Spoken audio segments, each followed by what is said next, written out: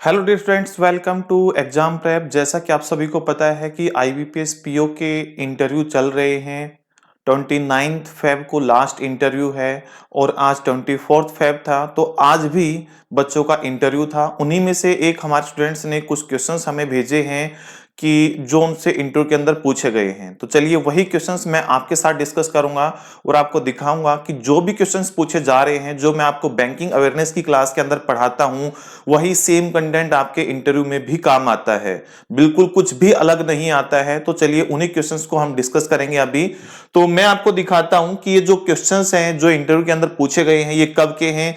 ये आज 24 फेब को जो इंटरव्यू था और जो स्लॉट नंबर थी 1 PM की थी और जो स्टूडेंट से पूछे गए लगभग 4 बजे के आसपास उनका टाइमिंग रहा था इंटरव्यू का। और ये जो इंटरव्यू कंडक्ट हो रहा था कहां पर था, लोकेशन इसकी थी Noida sector 62, staff selection of bank of India. Staff selection of bank of India, यहां पर ये इंटरव्यू कंडक्ट कराया जा रहा था आईबीपीएस पीओ का। तो चलिए देर ना करते हुए हम देखते हैं कि क्या क्वेश्चंस पूछे गए थे आपसे। बच्चे ने मुझे व्हाट्सएप पर मैसेज किया है और ये सब क्वेश्चंस मुझे भेजे हैं। जो इंटरव्यू था वो हमारे स्टूडेंट सोनाली का था और देखिए उसमें से क्या क्वेश्चंस पूछे गए हैं। सबसे पहले इंटरव्यूअर ने आपसे यही पूछ लिया कि आप क्या पढ़कर आए हैं, वही बता दीजिए, उसी में से हम आपसे क्वेश्चन पूछ लेंगे। तो देखिए कि बताओ क्या पढ़कर आए हो, वही पूछ लेंगे। स्पेसिफिक टॉपिक उन्होंने बताया, ठीक है। तो स्पेसिफिक टॉपिक ही आपसे पूछ लिया कि आप क्या प्रिपेयर करके आए हैं। तो कई बार ऐसा भी होता है आपके साथ। उसके बाद हम बाकी के क्वेश्चंस देखते हैं। तो ये क्वेश्चंस मोस्टली सिर्फ दो टॉपिक से पूछे गए हैं, एक नेगोशिएबल इंस्ट्रूमेंट्स और एक पेमेंट बैंक्स, ठीक है। तो हम इन सभी क्वेश्चंस का आंसर देखेंगे, क्या आंसर है और क्या ये हमारे नोट्स के अंदर हैं। तो जो हमारे नोट्स है, जो मैं आपको क्लास में स्लाइड से पढ़ाता हूं, पीपीटी से पढ़ाता हूं, उनकी कटिंग्स भी मैं आपको दिखाऊंगा नेक्स्ट स्लाइड्स के अंदर कि जो आपको नोट्स के अंदर पढ़ाया जा रहा है वही आपके इंटरव्यू में भी आता है और आपका जो मेंस का एग्जाम होता है जीएस सेक्शन का, उसके अंदर भी वहां से क्वेश्चंस पूछे जाते हैं। लगभग 1100 पेज की मैंने आप लोगों को पीडीएफ शेयर कर रखी है जिसके अंदर मेरे नोट्स हैं और वही अगर आप पढ़ लेते हैं तो आपकी जीए का जो पोर्शन है वो भी स्ट्रांग हो जाता है और कहीं ना कहीं आपका इंटरव्यू का जो सेक्शन है वो भी स्ट्रांग हो जाता है। तो चलिए सबसे पहला क्वेश्चन हम देखते हैं कि क्या क्वेश्चन पूछा गया है। Tell about the payment banks, give some examples. आपसे पूछा गया कि पेमेंट बैंक्स क्या हैं, तो आपको बताना था payment banks are the new age private sector bank. They work through the shopkeepers और online platform like Android apps. उसमें आप नाम दे सकते थे Paytm payment bank, Jio payment bank, Fino payment bank. इन सभी पेमेंट बैंक्स का आप एग्जाम्पल के तौर पर नाम दे सकते हैं। और आज के समय में करंट अफेयर्स में आप देख रहे हो कि डेली कुछ ना कुछ आता रहता है। पेटीएम पेमेंट बैंक के बारे में लगभग उसका लाइसेंस कैंसिल होना तय है। तो देखिए क्या ये हमारे नोट्स के अंदर है ये क्वेश्चन। तो नेक्स्ट स्लाइड करते हैं हम। तो जब मैंने आपको पेमेंट बैंक्स और स्मॉल फाइनेंस बैंक के बारे में पढ़ाया था तो वहां पर ये सारी की सारी चीजें मैंने आपको लिखवाई हुई है कि ये पेमेंट बैंक्स क्यों बनाए गए थे, फाइनेंशियल इंक्लूजन इनका पर्पज था, नचिकेत मोर कमेटी बनाई गई थी इनको लाइसेंस देने के लिए। और इनको लाइसेंस कब दिया गया था, 2015 के अंदर इन बैंकों को लाइसेंस दिया गया था। तो ये क्वेश्चन आपके नोट्स के अंदर से ही है, ठीक है। सारा का सारा मैंने पेमेंट बैंक्स के बारे में आपको डिटेल में पढ़ाया हुआ है। चलिए उसके बाद हम सेकंड क्वेश्चन की तरफ चलते हैं। जो नेक्स्ट क्वेश्चन है कि पेमेंट बैंक्स आखिरकार प्रॉफिट कैसे अर्न करते हैं। जब आप पेमेंट बैंक्स के बारे में पढ़ते हैं तो आपने पढ़ा होगा कि पेमेंट बैंक्स केवल डिपॉजिट एक्सेप्ट करते हैं, वो लोन नहीं दे सकते हैं। They can not provide the loans. तो उसी पॉइंट से क्वेश्चन पूछा गया है आपके इंटरव्यू के अंदर। तो जो पेमेंट बैंक्स हैं उनका प्रॉफिट मॉडल क्या है कि वो प्रॉफिट कहां से अर्न करते हैं। तो जब मैंने आपको पेमेंट बैंक्स के बारे में पढ़ाया था तो बताया था कि ये पब्लिक की डिमांड डिपॉजिट एक्सेप्ट करते हैं और उन डिमांड डिपॉजिट्स का 75% कहां पर इन्वेस्ट करते हैं, ये गवर्नमेंट सिक्योरिटीज के अंदर इन्वेस्ट करते हैं, ठीक है। कहां पर इन्वेस्ट करते हैं, 75% अपनी डिमांड डिपॉजिट्स का गवर्नमेंट सिक्योरिटीज के अंदर इन्वेस्ट करते हैं। गवर्नमेंट सिक्योरिटीज का मतलब क्या था कि वो treasury bills, government bonds, RBI के द्वारा इशू किए गए बॉन्ड्स को परचेज करते हैं। आपसे सस्ते दाम पर डिपॉजिट एक्सेप्ट करते हैं और महंगे दाम पर वहां पर सिक्योरिटीज में इन्वेस्ट करते हैं। जो बीच का मार्जिन है वही इन बैंकों का क्या होता है बेटा, प्रॉफिट होता है। और क्या इनका प्रॉफिट का सोर्स है, आप कहेंगे कि ये एज ए एजेंट के रूप में, एज ए बिजनेस कॉरस्पॉन्डेंट के रूप में काम करते हैं दूसरे बैंकों के लिए, अदर बैंक्स के लिए। डिटेल में मैंने सारे पॉइंट पढ़ाए हुए हैं। जब ये अदर बैंक्स के लिए एज ए बिजनेस कॉरस्पॉन्डेंट के तौर पर काम करते हैं तो ये बैंक का इंश्योरेंस की फैसिलिटी आपको प्रोवाइड करते हैं। ये इंश्योरेंस प्रोडक्ट्स बेचते हैं दूसरे बैंकों के और इंश्योरेंस कंपनीज के, वहां से इनका प्रॉफिट मार्जिन आता है। प्लस जो इनके पास डिपॉजिट्स आती हैं उन्हीं डिपॉजिट्स को ये अदर बैंक्स के पास क्या करते हैं, डिपॉजिट करा देते हैं और वहां से हाई इंटरेस्ट अर्न करते हैं, और जो बीच का मार्जिन रहेगा वही इनका प्रॉफिट का पार्ट रहेगा। ठीक है, तो ये साथ के साथ दूसरे बैंकों से बिजनेस कॉरस्पॉन्डेंट के तौर पर आपको क्रेडिट कार्ड की फैसिलिटी प्रोवाइड कराते हैं। खुद का क्रेडिट कार्ड इशू नहीं करते हैं, दूसरे बैंकों का एज ए एजेंट के फॉर्म में आपको सेल करते हैं, तो वहां से भी इनका प्रॉफिट अर्न होता है। और भी अदर जो बैंकिंग सर्विसेज हैं वो आपको ये प्रोवाइड कराते हैं, बस लोन प्रोवाइड नहीं करते हैं, तो उनके जरिए क्या करते हैं, अपना इनकम जनरेट करते हैं। तो ये क्वेश्चंस भी आपके पेमेंट बैंक्स के अंदर मैंने पढ़ाया हुआ है आपको। तो चलिए नेक्स्ट क्वेश्चन के बारे में देखते हैं कि why was the Paytm in news, यानी कि पेटीएम अभी प्रेजेंट में न्यूज में क्यों है। न्यूज में इसलिए है बेटा क्योंकि पेटीएम जब से बना है तब से इसने बहुत सारे कंप्लायंसेज है जो कंप्लीट नहीं किए हैं, और यहां पर काफी फ्रॉड सामने निकल कर आया है पेटीएम के बारे में। जो केवाईसी है वो ठीक ढंग से नहीं की गई है, एक ही पैन कार्ड के ऊपर एक हजार जो अकाउंट्स हैं उनकी केवाईसी हो रखी है, इसलिए आरबीआई ने उसके फंक्शंस पर रोक लगा दी है।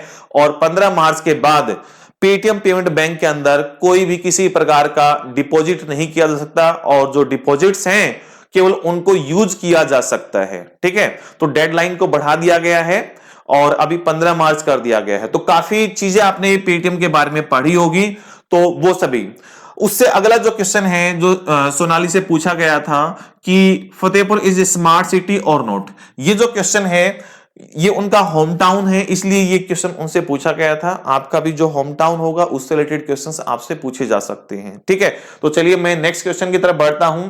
अगला क्वेश्चन है कि डेफिनेशन ऑफ नेगोशिएबल इंस्ट्रूमेंट, कि नेगोशिएबल इंस्ट्रूमेंट्स क्या होते हैं। ये टॉपिक भी मैंने आपको कराया हुआ है कि नेगोशिएबल इंस्ट्रूमेंट्स क्या होते हैं। तो आप कहेंगे negotiable instruments are the document that are used for making the payment and the ownership of these documents can be transferred from one person to another person's many time till the final payment। तो ये question भी मैंने आपको कराया हुआ है।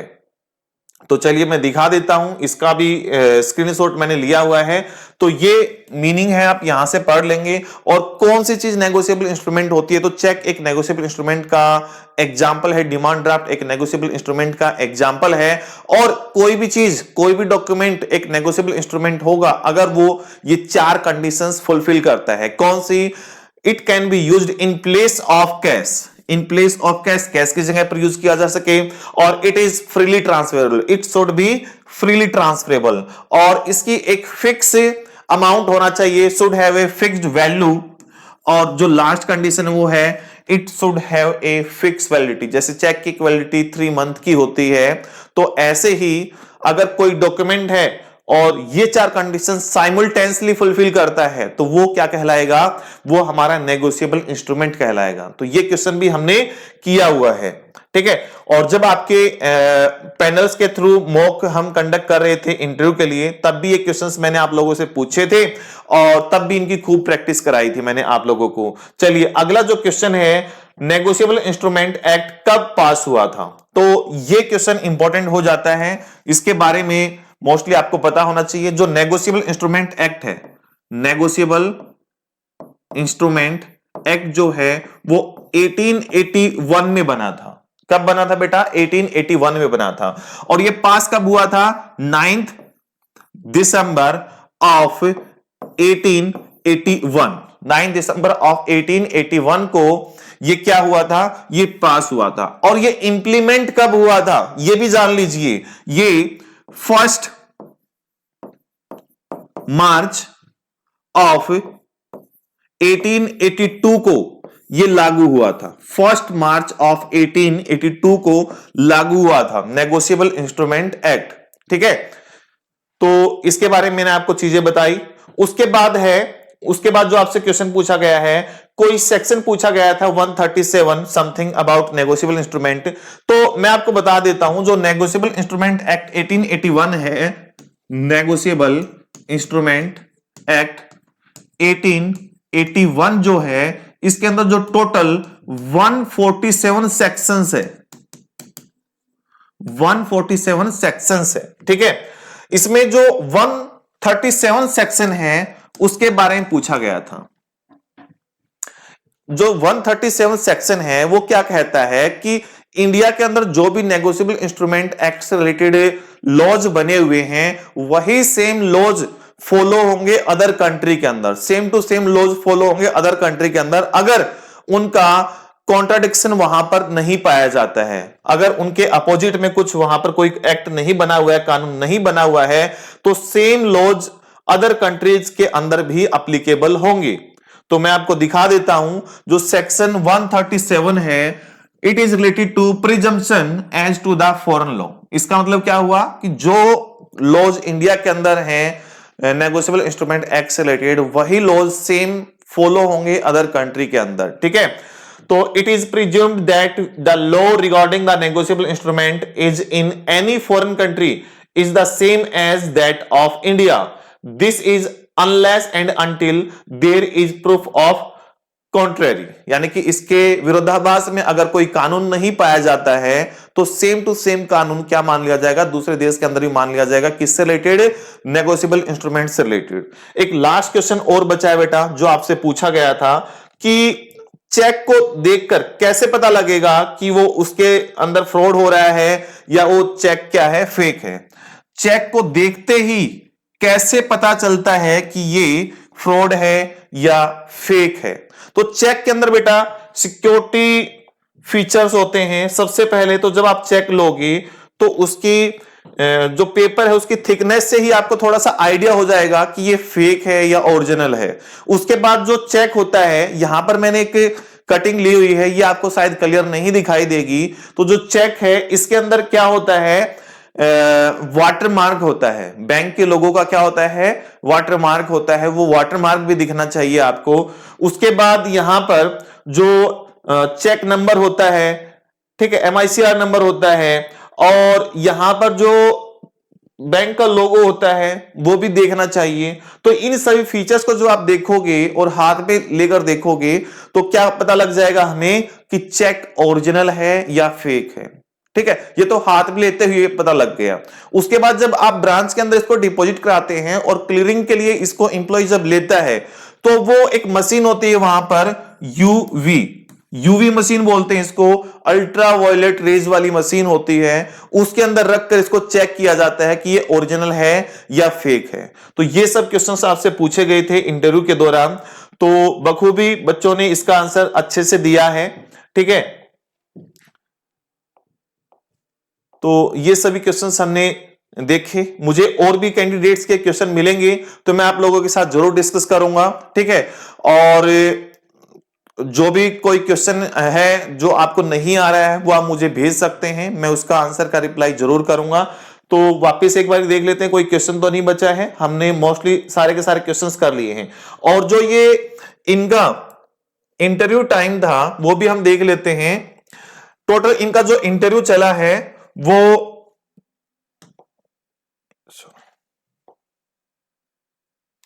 इनका 8 minute तक इंटरव्यू चला है, ठीक है। ये जो इंटरव्यू चला है इनका 8 मिनट तक चला है और सारे क्वेश्चंस हमने सोनाली के साथ ये डिस्कस किए हुए हैं मोस्टली, और अच्छे से अच्छा इंटरव्यू रहा है इनका। और हम इनको बेस्ट विशेष कर देते हैं कि इनका एग्जाम क्लियर हो जाएगा, और जब इनका एग्जाम क्लियर हो जाएगा फिर इनके साथ हम मुलाकात करेंगे और आप लोगों के सामने आएंगे, ठीक है। जैसे मैं आपको सीट भी दिखा देता हूं जो मैं आप लोगों को जो आप प्रिपेयर करते हैं तो मैं आप लोगों को देता हूं, एक PDF देता हूं मैं आपको, जिसके अंदर देखो यहां पर अगर आप देख पा रहे हो मैं दिखा देता हूं।